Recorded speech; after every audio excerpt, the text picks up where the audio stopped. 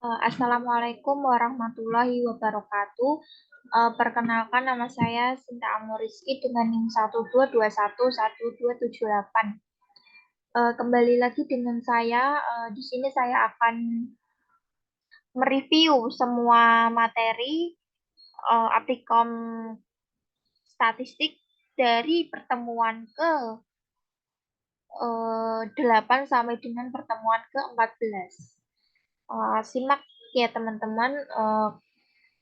Kita ke pertemuan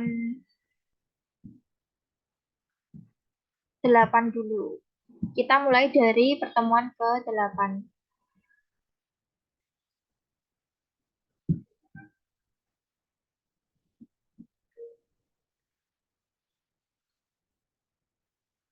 Pertemuan ke-8 itu tentang uji non-parametric dengan aplikasi SPSS.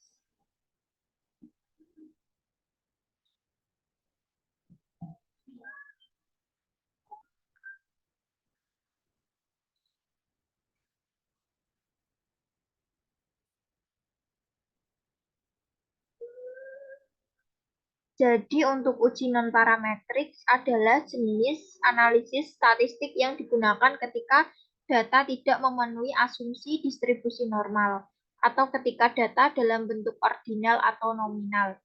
Uji ini memungkinkan kita untuk melakukan analisis tanpa mengharuskan asumsi tentang distribusi data. Aplikasi SPSS adalah salah satu perangkat lunak statistik yang populer digunakan untuk analisis data. Di SPSS terdapat berbagai uji non-parametrik yang dapat dilakukan untuk menguji perbedaan antara kelompok atau hubungan antara variabel tanpa asumsi distribusi normal. Beberapa contoh uji non-parametrik yang dapat dilakukan di SPSS antara lain uji Mann-Whitney digunakan untuk membandingkan dua kelompok independen pada variabel yang bersifat ordinal atau interval yang tidak terdistribusi normal. Kemudian ada uji Wilcoxon digunakan untuk membandingkan dua kelompok terkait, misalnya sebelum dan setelah intervensi pada variabel yang bersifat ordinal atau interval dan tidak terdistribusi normal. Kemudian ada uji Friedman digunakan untuk membandingkan tiga atau lebih kelompok terkait pada variabel yang bersifat ordinal atau interval yang tidak terdistribusi normal. Pada SPSS kita dapat memilih uji yang sesuai dengan jenis data kita dan mengikuti langkah-langkah yang ditunjukkan oleh perangkat lunak untuk melaksanakan analisis tersebut.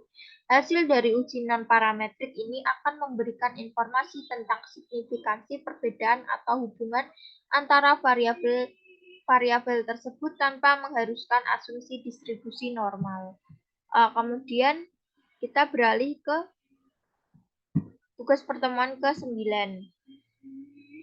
yaitu tentang masih sama ya teman-teman, tentang uji non-parametrik. Nggak usah kita review lagi karena materinya sama. Kalau kita langsung ke tugas pertemuan ke-10, yaitu latihan soal regresi sederhana dengan aplikasi SPSS. Regresi sederhana adalah metode statistik yang digunakan untuk memahami hubungan antara satu variabel independen atau variabel prediktor dan satu variabel dependen atau variabel respon. Tujuannya adalah untuk memprediksi nilai variabel dependen berdasarkan nilai variabel independen.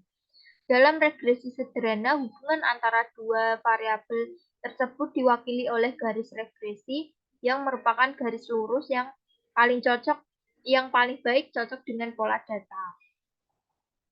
Garis regresi ini didefinisikan oleh persamaan matematis Y sama dengan MX plus B, di mana Y adalah variabel dependen, X adalah variabel independen, M adalah koefisien kemiringan, dan B adalah konstanta.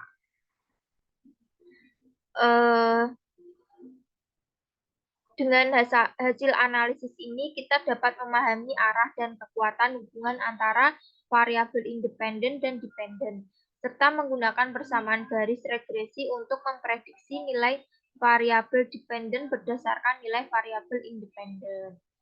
Kemudian kita beralih ke tugas pertemuan ke-11 itu tentang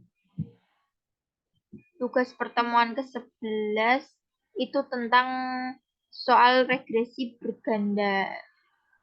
Tadi kan sederhana, ini berganda. Analisis regresi berganda adalah teknik statistik yang digunakan untuk memahami hubungan antara satu variabel dependen atau variabel respon dengan dua atau lebih variabel independen atau variabel prediktor.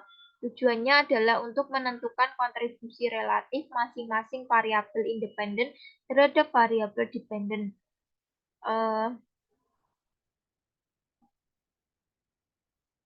Dalam analisis regresi berganda, hubungan antara variabel independen dan dependen diwakili oleh persamaan regresi berganda yang merupakan garis lurus dalam ruang multidimensi.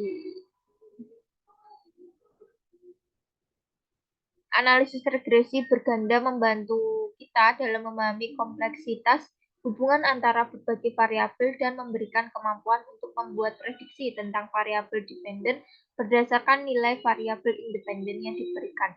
Namun, seperti halnya regresi sederhana, penting untuk memeriksa asumsi dan kecocokan model agar hasil analisisnya dapat diandalkan. Kita langsung beralih ke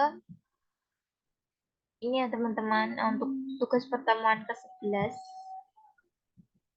Langsung ke tugas pertemuan 12.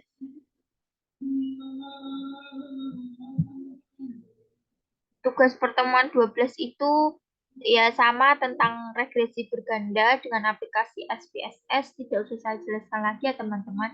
Kemudian kita beralih ke tugas pertemuan ke-13 tentang regresi berganda bidang kesehatan dengan aplikasi SPSS. Ini materinya sama, cuman yang membedakan hanya bidangnya. Bidangnya tentang kesehatan.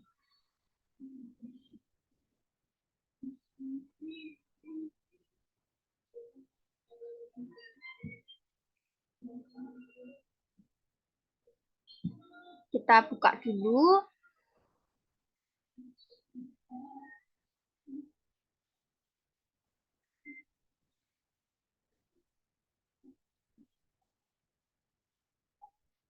Jadi untuk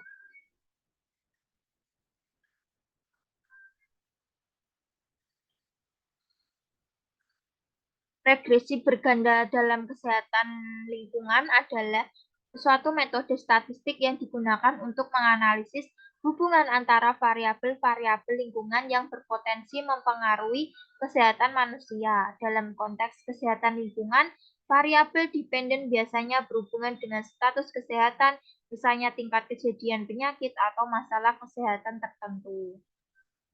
Kemudian kita beralih ke tugas pertemuan ke-14, yaitu tentang uji validitas dan reliabilitas dengan aplikasi SPSS. Seperti yang sudah saya katakan tadi itu, saya menggunakan analisis tentang kuesioner, tabel sebaran jawaban terbutil soal ini tentang kuesioner pemilihan calon presiden, dan respondennya itu dari teman satu kelas, seluruh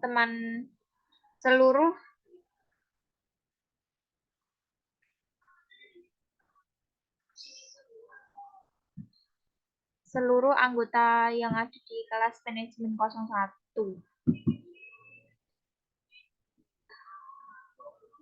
Jadi reviewnya itu tentang, jadi saya akan mereview lagi tentang uji validitas dan reliabilitas. Untuk menguji validitas dan reliabilitas dalam SPSS, kita perlu menggunakan analisis statistik tertentu. Validitas mengukur apakah instrumen atau alat pengukuran mengukur apa yang seharusnya diukur, sementara reliabilitas mengukur seberapa konsisten dan stabil alat pengukuran tersebut dalam memberikan hasil yang sama jika diulang. Jadi perlu diingat bahwa eh, setelah kita melakukan analisis ini, kita akan mendapatkan hasil statistik yang menunjukkan validitas dan reliabilitas instrumen yang digunakan. Validitas instrumen diukur dengan memeriksa sejauh mana variabel-variabel yang terkait mengelompok dalam faktor-faktor yang sama. Sementara reliabilitas diukur dengan menghitung Cronbach alpha yang mengindikasikan tingkat konsistensi internal variabel-variabel dalam instrumen tersebut. Baik, mungkin itu saja review materi dari pertemuan ke-8 sampai pertemuan ke-14. Tugas pertemuan ke-8 sampai tugas pertemuan ke-14. Jadi apabila ada salah dalam penyampaian materi ataupun dalam perkataan, saya mohon maaf yang sebesar-besarnya. Terima kasih telah mendengarkan. Wassalamualaikum warahmatullahi wabarakatuh.